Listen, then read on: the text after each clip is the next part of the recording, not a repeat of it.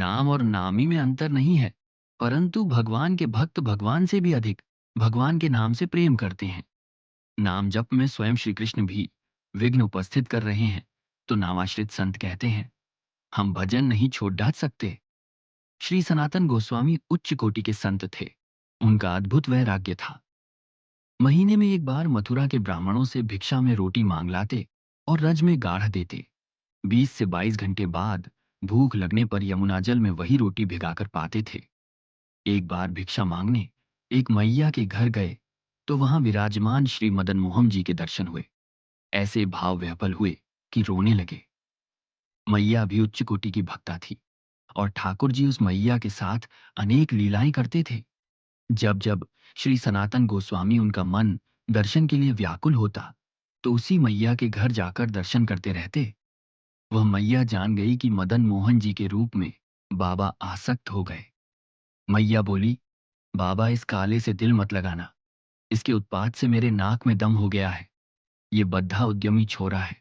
कभी धूल मिट्टी में खेलता है, कभी कपड़े फाल कर लाता है। मेरा सारा कुनबा संसार तो इसने छीन लिया। मैं अकेली बची हूं।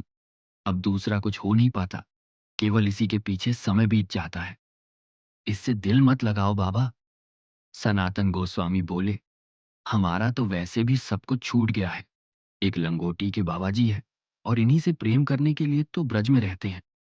मैया बोली, तो बाबा, यदि ऐसी ही बात है तो ले जाओ इस चंचल छौरे को अपने संग। ठाकुर जी को साथ लाए और आदित्य टीला पर विराजमान कर दिया। श्री मदन मोहन जी के लिए कुछ आटा मांग लाते और टिक्की बनाकर हाथों से उनको पवाते। एक दिन भगवान बोले, बाबा, आपके हृदय में भाव बहुत है और उस भाव के कारण टिक्की में बहुत स्वाद आता है, पर थोड़ा रामरस नमक भी डाल दो तो स्वाद अधिक बढ़ेगा।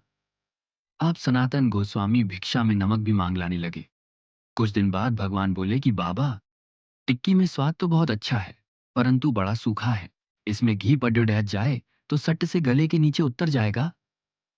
सनातन गोस्वामी बोले, अब हम समझ गए कि तुम मायापति हो।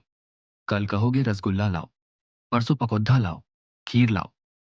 हम तो भजन करने के लिए बाबा जी बने हैं। तुम्हारे बढ़िया बढ़िया भोग के चक्कर में हमारा भजन छूट जाएगा। इसकी व्यवस्था तुम स्वयं करो। एक दिन आगरा जाने वाले एक व्यापारी की लाहौरी नमक की नाव यमुना जी के किनारे अटक गई।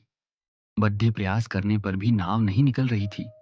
एक बालक ने वहां आकर व्यापारी से कहा कि चिंता मत करो, यहाँ आदित्य टीला पर एक बाबा भजन करते हैं, उनका दर्शन कर लो, सब ठीक हो जाएगा।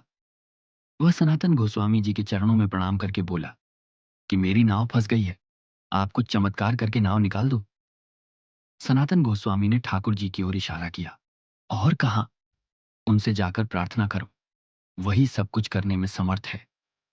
उसने मदन मोहन जी का दर्शन करके मन में संकल्प किया कि यदि मेरी नाव निकलकर मेरा सामान बिक जाए तो इनका मंदिर बनवाऊंगा। अब जैसे ही वह नाव में चढ़ा तो नाव चलने लगी।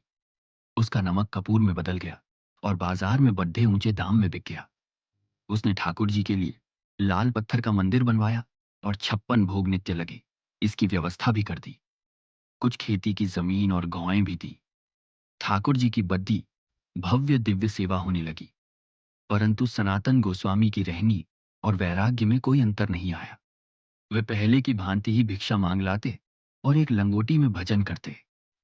जय जय श्री राधे।